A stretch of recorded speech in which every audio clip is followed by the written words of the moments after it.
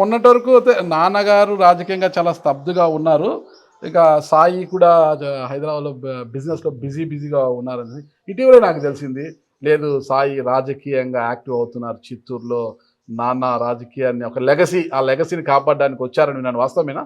Legacy కాపాడడానికి రావడం కంటే కూడా హ్మ్. ఫ్యామిలీకి సపోర్ట్‌గా వస్తాను. ఇప్పుడు ఇంతవరకు నేను చిత్తూరులో ఎప్పుడు లేను. ఆ! సమయం వచ్చింది. Hmm. So why not move forward అనే దీంట్లో. అంటే అంటే మీరు చెప్పినట్లు అంత ప్లానింగ్‌తో అయితే ఏం రాలే. లేదా? ఆర్గానిక్‌గా వచ్చింది. ఓకే. ఐ థింక్ నాన్నగారు కూడా అలాగే సెల్ఫ్ మేడ్ పొలిటీషియన్ నాన్న. కరెక్ట్. అంటే he was first municipal vice chairman.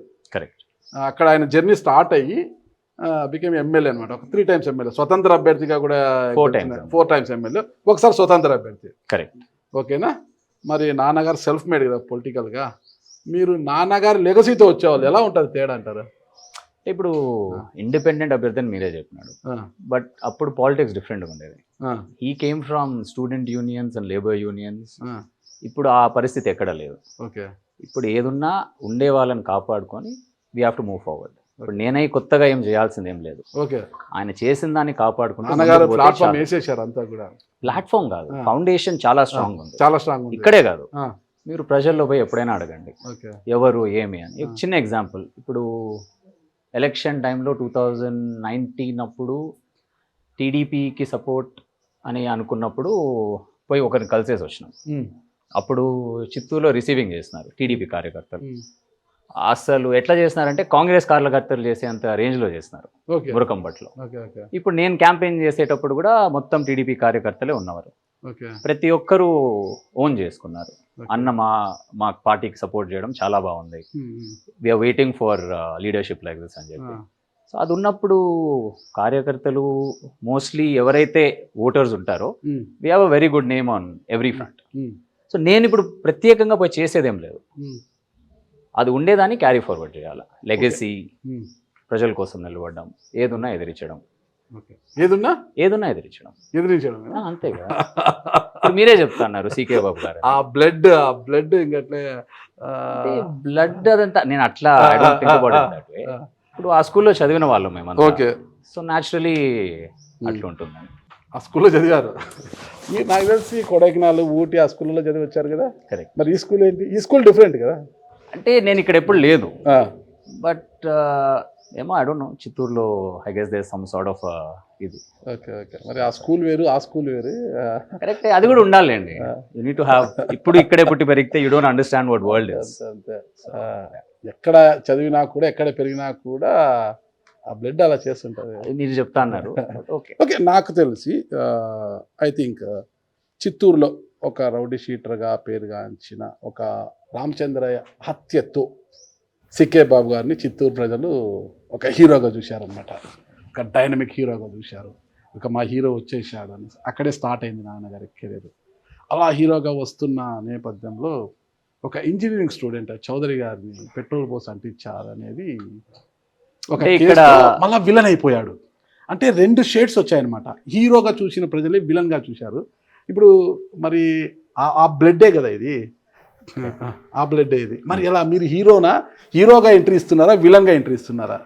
అంటే ఇప్పుడు మీరు ఇక్కడ మీరు చేసిన పిక్చరైజేషనే తప్ప. యాక్చువల్లీ ఇప్పుడు సీకే బాబు గారి కెరియర్ అక్కడ స్టార్ట్ కాలేదు. His father was a VM. Yeah. So his father was a respected individual in the town. Okay. అక్కడ మార్కెట్లో ఉన్నప్పుడు చిత్తూరులో జరిగే అరాచకాలు అవన్నీ ఎట్లుందని చెప్పేసి ప్రజలు వచ్చి వివరించినప్పుడు, లేదు we have to take a stand అని చెప్పి ఆయన ఆ రోజు ప్రజల కోసం నిలబడడం జరిగింది. అప్పుడు institutions weren't as efficient as what it is today. So అప్పుడు ఎదిరిచ్చే అతన్ని లీడర్ అనుకున్నారు. ఓకే. ఇప్పుడు లీడర్స్ అట్లా లేరు. అధికారాన్ని అడ్డం పెట్టుకొని సంపాదించే దాంట్లో వాళ్ళు ఉన్నారు. సో ఇక్కడ హీరోనా విలనా అనేది యూ కాంట్ సే ఇట్. మీరు లీగల్గా చెప్తున్నారు. ఇప్పుడు లీగల్గా అది వేరే, ఇది నేను చెప్పేది పబ్లిక్లో. Public doesn't look at it in legality కదా. మనం కాసేపు నాన్నగారిని లీడరు, హీరో అనుకుంటాము. ఐ థింక్ నాకు తెలిసి అంటే ఇక్కడే హీరో అయ్యారు, ఇక్కడే విలన్ అయ్యారు. విలన్ అయినారని మీరు చెప్తాను. Jagapathi where is the proof for hero ఎంట్రీతో వచ్చి విలన్ క్యారెక్టర్స్ చేస్తున్నారు ఇప్పుడు. అలా హీరో ఎంట్రీతో వచ్చిన సికే బాబు గారు విలన్ క్యారెక్టర్ అయిన తర్వాత దాదాపు నాకు తెలిసి తాడా నుంచి మీసా వరకు కూడా కేసులు నమోదయ్యాయి. మిసా కేసులు అనుకుంటా హైదరాబాద్ రెడ్ హిల్స్ పోలీస్ స్టేషన్లో ఐ థింక్ జైలుకు కూడా వెళ్ళి వచ్చారు. అక్కడ ఇవన్నీ దాదాపు 120 కేసుల వరకు రికార్డెడ్ అనమాట. రికార్డెడ్ అంటే ఇది వరల్డ్ రికార్డ్ అన్నట్టుగా అదొక రికార్డ్, చిత్తూరు చేతిలో రికార్డు కదా అది. మీకు ఈ రికార్డ్స్ ఎక్కడి నుంచి వస్తానే నాకైతే తెలియదు. ఓకే, మీరు ఏదున్నా మనం ప్రజల్లో పోదాం, ఓకే, ఇప్పుడే పోదాం, పోయి కూర్చుందాం, మార్కెట్లో కూర్చుందాం.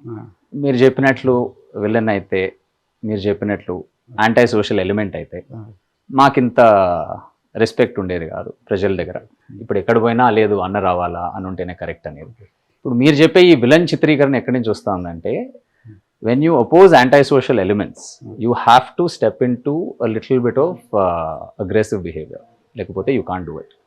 చాలా స్మూత్గా కనిపిస్తారు ఎవరు?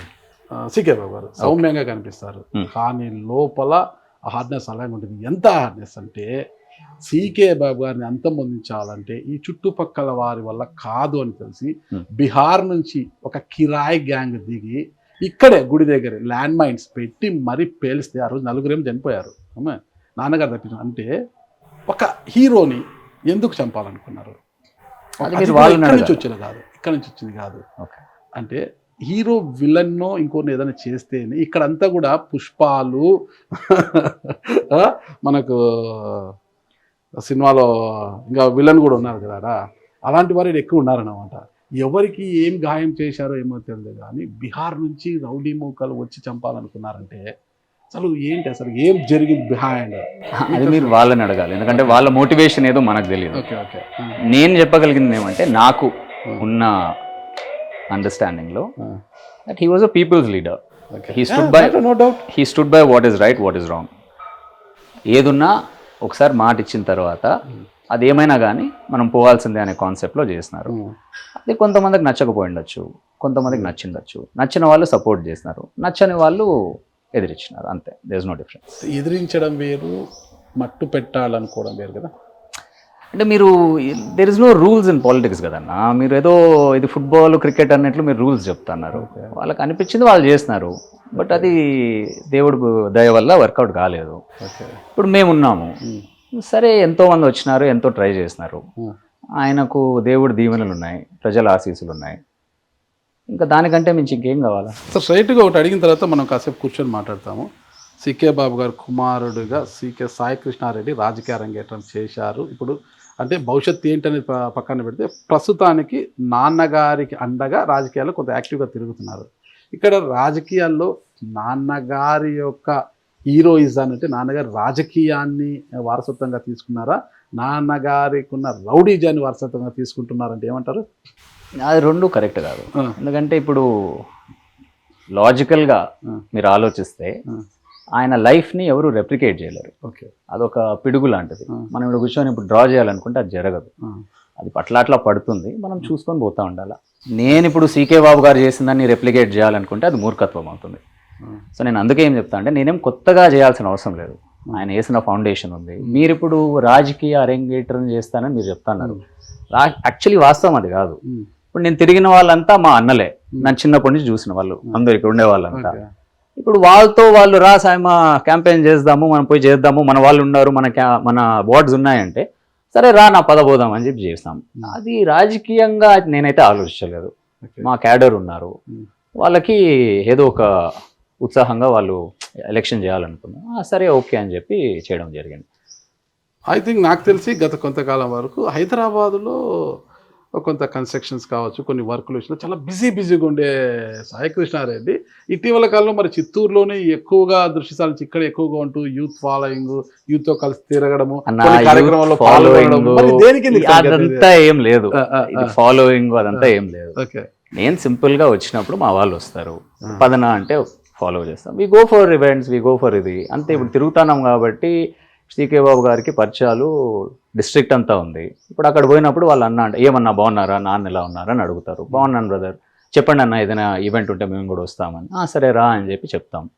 అట్లా వచ్చిందే. ఇదేదో మనము ప్లాన్ చేసి ఇట్లా పోతే బాగుంటుంది అట్లా పోతే బాగుంటుంది అని అనేది లేదు ఇక్కడ. ఓకే, పొలిటికల్ మోటివ్ ఏమీ లేదు, జస్ట్ అంతే. పొలిటికల్ మోటివ్ అనేది కాదు నాగరాజు గారు. ఇప్పుడు ప్రజలకి పని చేయాలా, ఓకే, ప్రజలకి పని చేయాలి. ఎమ్మెల్యే ఉన్నాడు కదా, ఉన్నారు, లేదని చెప్పట్లేదు. ఎంపీ ఉన్నాడు, ఎమ్మెల్యే 100% దాంట్లో లేదు. ఆ. బట్ కుర్చీలో ఉన్న వాళ్ళే పని చేయాలని ఏం లేదు కదా. ఇప్పుడు ఆ లాజిక్ తీసుకుంటే ఇండిపెండెన్స్ ముందు ఏ ఒక్క ఇండిపెండెన్స్ ఫైటర్ కి కుర్చీ లేదు. బట్ ఇప్పుడు మనం అనుకునే వాళ్ళంతా ఇండిపెండెన్స్ ఫైటర్స్ కి కుర్చీ లేని వాళ్ళే. అట్లనే వాళ్ళు చేయలేదనా? So seat has nothing to do with it. We're trying to work. We have connections with the people. If they approach us, we'll try to do whatever we can.